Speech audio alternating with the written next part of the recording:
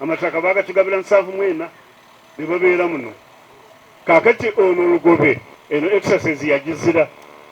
Kaakati bano abaana era olaba ye Lugobe yafa nga tasabye. Kaakati ba trustees be bajja ne basaba nga bamaze okumanya nti ba ranters bafunanga ne bafuna mu linnya lya Lugobe nga tekyali mu nsi. Ekyapa ekyo nkirangira kati nti kifu okusinziira mu etteeka eryo, era kati ngenda kulagira Commissioner of Land Registration at section 91 asazeemu ekyapa ekyo. Ono omugenzi Lugoba yakola ekyapa naye nga kuliko abantu obukosi n'ebirala tubuwulidde ne district board yatuula egyo misango emirala egyo criminal tujja kubakwata mujja criminal. Download the app on App Store or Google Play Store now.